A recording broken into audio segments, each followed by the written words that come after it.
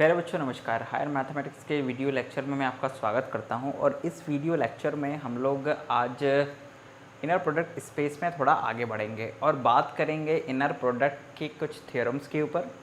लेकिन उन थ्योरम्स के ऊपर आने से पहले हम लोगों को दो डेफिनेशंस पढ़नी है।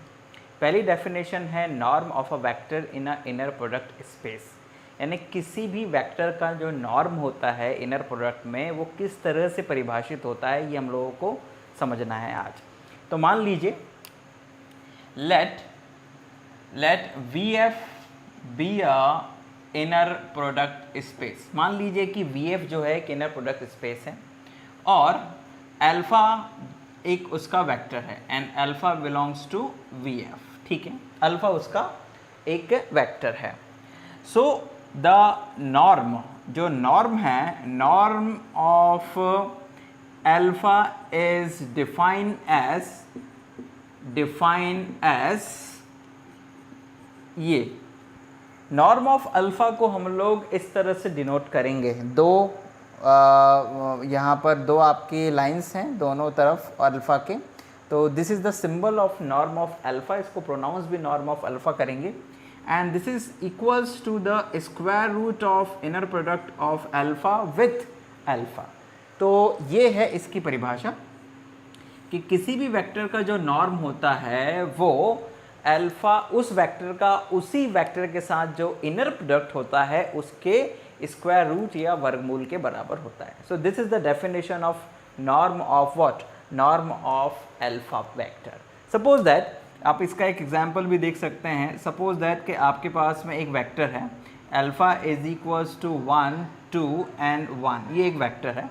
मान लीजिए कि आपको इसका नॉर्म निकालना है, तो सबसे पहले आप लोग क्या निकालेंगे, आप इस अल्फा का अल्फा के साथ में इनर प्रोडक्ट निकालेंगे and this is equals to what, this is equals to 1 into 1 plus 2 into 2 plus 1 into 1। ठीक है, क्योंकि एक रियल स्पेस रियल वेक्टर है, मतलब कि जो field of this vector space है जिसका कि हम लोगों ने ये लिया है, ये बेसिकली V3R का वेक्टर है। तो क्योंकि रियल फील्ड है तो इसमें इसमें जो कॉन्जुगेट वाला कंसेप्ट है उसकी ज़रूरत नहीं पड़ेगी, बिकॉज यहाँ पर ये फार्मूला काम करेगा x1 into y1 plus x2 into y2 plus x3 into y3। तो अब क्योंकि यहाँ पे जो वेक्टर है वो अल्फा अल्फा ही है, तो ये x1 into x1 x2 into x2 x3 into x3 हो जाएगा। तो हमारे पास में आएगा 1 plus 4 plus 1, so this is equals to 6। तो इसका मतलब ये हुआ कि norm of alpha is equals to square root of this one is equals to square root of 6। तो इस तरह से हम किसी भी वेक्टर का नॉर्म फाइंड कर सकते हैं। अब इसके बाद में एक और डेफिनेशन आती है, definition number 2। This is the unit vector. ठीक है ना, यूनिट वेक्टर इन इनर प्रोडक्ट स्पेस, IPS। ठीक है ना, शॉर्ट में इनर प्रोडक्ट स्पेस लिखते हैं इसको। तो किसी भी इनर प्रोडक्ट स्पेस में यूनिट वेक्टर क्या होता है उस चीज़ को समझिए। तो एनी वेक्टर इन VF क्या है, एक इनर प्रोडक्ट स्पेस है। तो किसी भी इनर प्रोडक्ट स्पेस में any vector in VF is called unit vector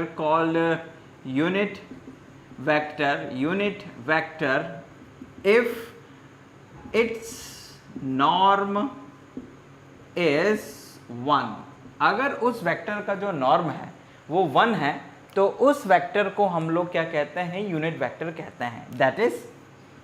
that is any alpha belongs to VF is unit vector इकाई सदिश, जिसको कहते हैं इकाई सदिश होगा if norm of alpha is equals to 1, यानी कि उसका जो नॉर्म है वो क्या होना चाहिए, 1 होना चाहिए। तो उस वेक्टर को हम लोग क्या कहते हैं, यूनिट वेक्टर कहते हैं।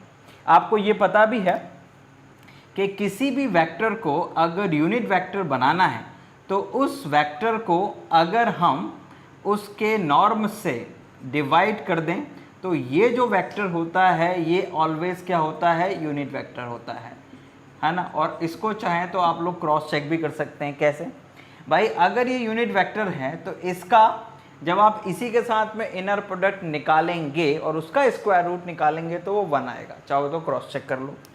जब आप इस alpha upon norm of alpha का alpha upon norm of alpha के साथ में इनर प्रोडक्ट निकालते हैं, so this is equals to, आप लोगों को पता होगा कि ए अल्फ़ा और बीटा का जब इनर प्रोडक्ट लेते हैं तो this is equals to a alpha comma beta, और जब हम लोग अल्फ़ा का ए बीटा के साथ में इनर प्रोडक्ट लेते हैं तो this is equals to a bar alpha beta होता है। क्योंकि यहाँ पर ये रियल स्पेस की बात हम लोग कर रहे हैं, सो ये एक रियल नंबर होता है, इसलिए यहाँ पर इस कॉन्जुगेट का कोई लॉजिक नहीं रह जाता है। तो दोनों ही केस में ये ए ही होगा, है ना, क्योंकि ये जो नॉर्म या लेंथ, इसको लेंथ भी कहते हैं, तो जो ये नॉर्म या जो लेंथ की कॉन्सेप्ट है, बेसिकली नॉर्म या लेंथ या जो लेंथ का कॉन्सेप्ट है, ये बेसिकली जो रियल इनर प्रोडक्ट स्पेसेस हैं केवल उन्हीं के लिए है। कॉम्प्लेक्स में क्योंकि लेंथ का कोई लॉजिक नहीं होता है, वहाँ पे किसी वेक्टर की लेंथ नहीं होती है, इसलिए हम लोग वहाँ पर बात नहीं कर रहे हैं, हम ये सारे रियल स्पेस के ऊपर बात कर रहे हैं। सो अगर आप इसके साथ इनर प्रोडक्ट लेंगे तो this is equals to 1 upon ये नॉर्म ऑफ अल्फ़ा बाहर आ जाएगा और अंदर आपको मिलेगा कितना, this is equals to alpha into alpha upon norm of alpha. फिर इस स्केलर को भी हम लोग बाहर ले आएंगे इस वाली प्रॉपर्टी से, सेकेंड वाली। So this is equals to 1 upon norm of alpha square and alpha into alpha. Now this is equals to, आप इस alpha और alpha को क्या लिख सकते हैं, this is equals to norm of alpha square, और इसको आप चाहें तो यहाँ से लिख सकते हैं, इस स्क्वायर रूट को हटा देंगे तो ये स्क्वायर हो जाएगा। So this is equals to norm of alpha square and this is equals to 1। तो ये जो वेक्टर होता है, यानी किसी भी वेक्टर में अगर हम उसी के नॉर्म का डिवाइड कर देते हैं तो that vector is always a unit vector, चाहे ये वो कोई भी वेक्टर हो।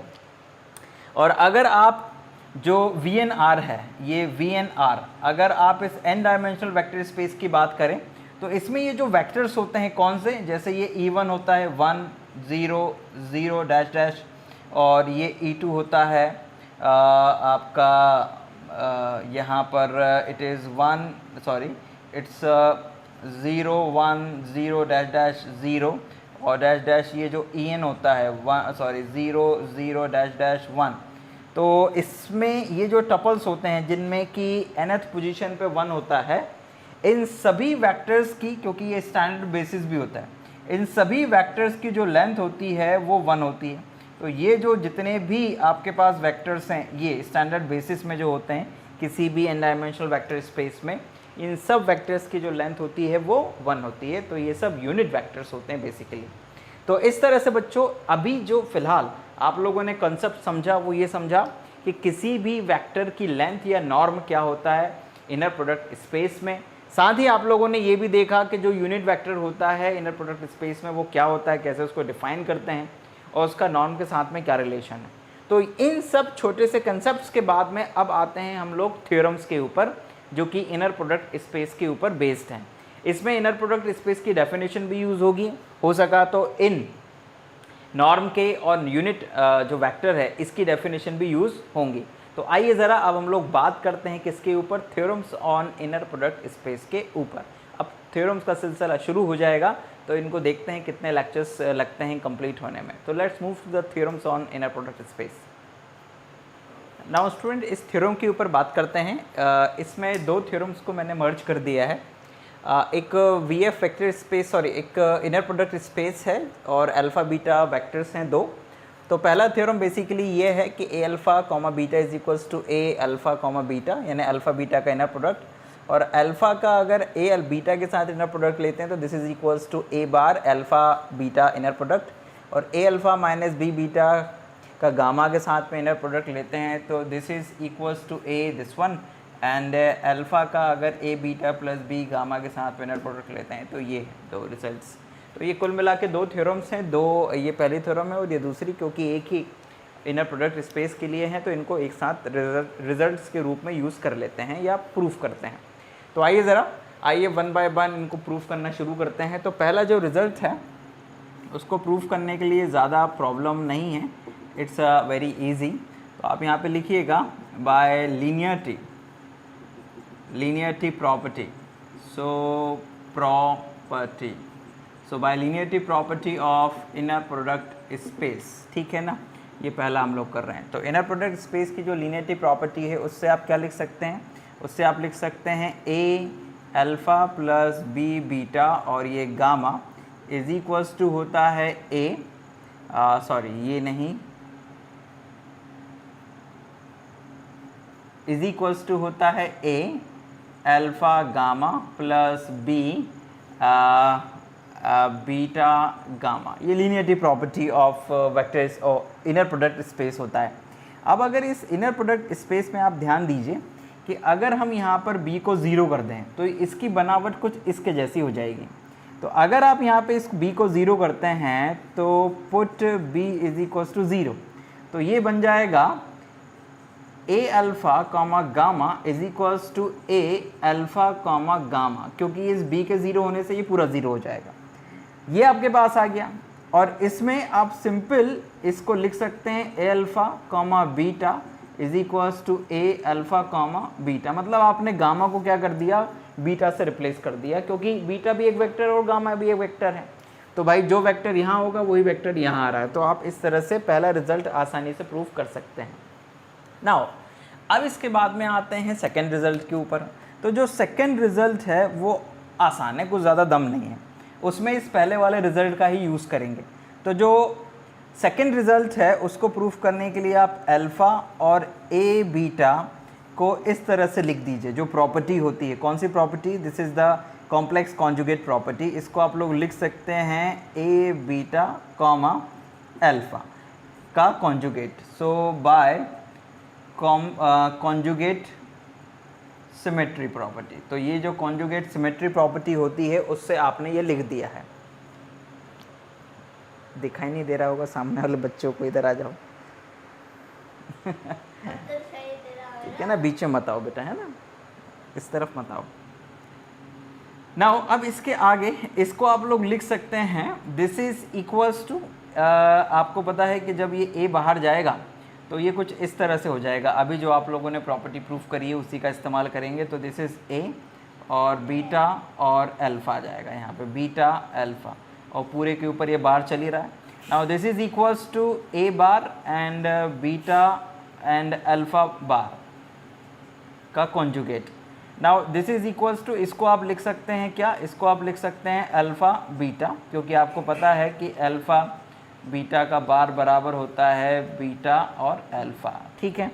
सो ये आपके पास में जो सेकेंड प्रॉपर्टी थी उसका प्रूफ भी आसानी से हो जाता है, इट्स वेरी इजी। नाउ अब जो थर्ड प्रॉपर्टी है, तो थर्ड प्रॉपर्टी भी बिल्कुल इसी तरह से आसानी से प्रूफ हो जाएगी, उसमें भी कोई ज़्यादा दम नहीं है।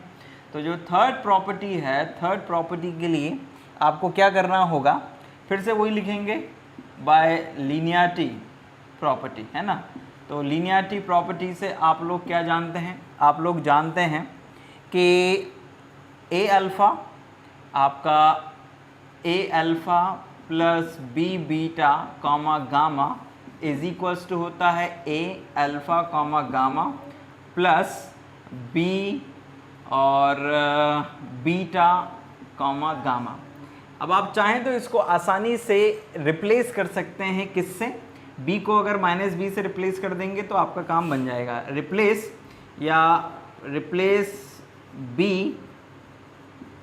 बाय माइनस बी, सो आपको मिल जाएगा a alpha minus b beta और gamma is equals to a alpha gamma and minus b beta और गामा। तो ये वाला रिजल्ट जो है थर्ड वाला, वो भी आसानी से प्रूफ किया जा सकता है। अब आते हैं फोर्थ वाले रिजल्ट के ऊपर। तो जो फोर्थ वाला रिजल्ट है, उस फोर्थ रिजल्ट को प्रूफ करने के लिए यस आप कुछ इस तरह से काम करिएगा। ये जो कॉम्प्लेक्स जो कॉन्जुगेट सिमेट्री है उस प्रॉपर्टी का यूज़ करिएगा। तो आप इसको लिख सकते हैं alpha and a beta plus b gamma, इसको आप लोग लिख सकते हैं a beta plus b gamma और अल्फ़ा का कॉन्जुगेट, इस तरह से लिख सकते हैं।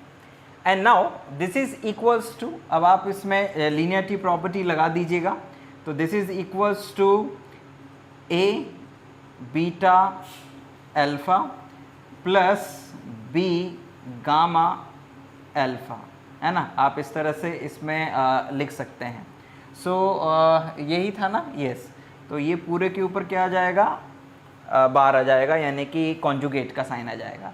अब क्योंकि आप लोगों को पता है कि जो Z1 प्लस Z2 का बार होता है वो Z1 बार प्लस Z2 बार होता है, तो आप इसको लिख सकते हैं A bar and beta alpha plus b gamma alpha, ये बार और ये बार आप इस तरह से लगा सकते हैं। एंड फिर ये बार जो है डिस्ट्रीब्यूट हो जाएगा, तो this is equals to A bar और बीटा अल्फ़ा का बार प्लस बी बार और गामा और अल्फ़ा का bar. Now this is equals to A bar, इसको आप लिख सकते हैं अल्फ़ा बीटा, और प्लस बी बार इसको लिख सकते हैं आप अल्फ़ा और गामा। आपने कौन कौन सी चीज़ें यूज़ करी, आपको पता है कि अल्फ़ा प्लस बीटा का बार बराबर आप लिख दीजिएगा, चूँकि अल्फ़ा प्लस बीटा बार बराबर अल्फ़ा बार प्लस बीटा बार, और अल्फ़ा इंटू बीटा बार बराबर अल्फ़ा बार इंटू बीटा बार होता है। ये चीज़ भी यहाँ पे यूज़ कर ली, और यहाँ पर आप लिख दीजिएगा कॉन्जुगेट सिमेट्री से, और यहाँ पर लिख दीजिएगा लीनियरिटी प्रॉपर्टी से। तो ये दो प्रॉपर्टीज़ यहाँ पर आप मेंशन कर दीजिएगा, दैट इज़ इम्पॉर्टेंट, बिकॉज जो भी आप इनर प्रोडक्ट स्पेस की प्रॉपर्टीज़ यूज़ करेंगे उनको मेंशन ज़रूर करिएगा। तो ये एक थ्योरम यहाँ पर, बेसिकली दो थ्योरम थे, ये कंप्लीट हुए। अब आइए ज़रा एक थ्योरम और देखते हैं इसी इनर प्रोडक्ट स्पेस के ऊपर बेस्ड। ये एक थ्योरम और लेते हैं बच्चों इस लेक्चर में। थ्योरम है in inner product space VF, prove that norm of alpha is always greater than equal 0 and norm of alpha is equals to 0 if and only if the vector is 0। यानी कि norm किसी भी vector का हमेशा 0 से बड़ा या बराबर होगा, और अगर 0 हुआ तो वो वेक्टर भी 0 होगा, मतलब वेक्टर 0 नहीं है तो उसका नॉर्म 0 नहीं हो सकता है कभी भी।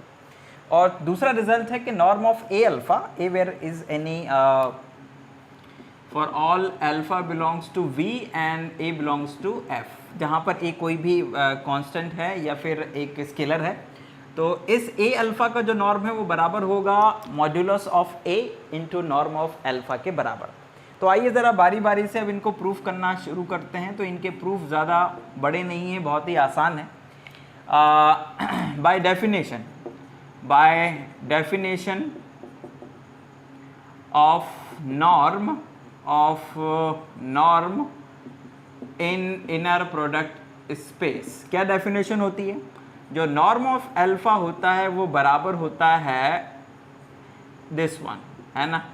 तो इसका मतलब ये हुआ कि जो नॉर्म ऑफ अल्फा है स्क्वायर है वो बराबर होता है इसके, और दिस इम्प्लाइज दैट, या फिर आप ऐसे भी कह सकते हैं, ठीक है मत लीजिए, ये भी नहीं लेना चाहते हैं कोई प्रॉब्लम नहीं है, आप डायरेक्ट ऐसे भी ले सकते हैं, ऐसे।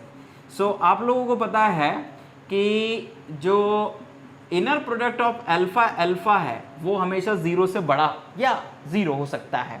तो इसका मतलब ये हुआ कि जो नॉर्म ऑफ अल्फा है वो ऑलवेज ग्रेटर देन इक्वल 0 होगा, क्योंकि ये अगर बड़ा है तो इसका स्क्वायर रूट भी 0 से बड़ा या बराबर हो सकता है। It means this one is also greater than equal 0। तो ये पहली चीज़ तो आसानी से यहीं से आ जाती है, ये डेफिनेशन होती है और इनर प्रोडक्ट स्पेस की। नाउ अब इस चीज़ के लिए ध्यान रखिएगा, ऑल्सो वी नो दैट, हम जानते हैं, नो दैट कि inner product of alpha is equals to 0 if and only if alpha is equals to 0। तो दिस इम्प्लाइज दैट कि norm of alpha square is equals to 0 if and only if alpha is equals to 0। मतलब आपने इसको क्या लिख दिया, क्योंकि ये इसकी डेफिनेशन होती है, तो अगर ये 0 है, if and only if alpha 0, ये डेफिनेशन होती है ना प्रोडक्ट स्पेस की, तो ये 0 को होने का मतलब है norm of alpha is equals to norm of alpha square is equals to 0, जबकि अल्फा 0 हो। तो इसका मतलब ये हुआ कि norm of alpha is equals to 0 if and only if alpha is equals to 0। तो ये जो था इसका सेकेंड पार्ट इसी पहले वाले रिजल्ट का, वो भी आसानी से प्रूफ हो जाता है। जो नॉर्म की जो कि इनर प्रोडक्ट स्पेस की डेफिनेशन है, उसमें जो आपकी नॉन नेगेटिविटी कंडीशन होती है उसकी मदद से, बस आपको लिंक करते आना चाहिए उसके साथ में। जो सेकेंड रिजल्ट है वो बहुत ही ऑब्वियस और आसान सा रिजल्ट है, उसमें ज़्यादा दम नहीं है। आइए ज़रा उसको देखते हैं। आपको इसमें दो रिजल्ट्स की ज़रूरत पड़ने वाली है सेकेंड वाले में।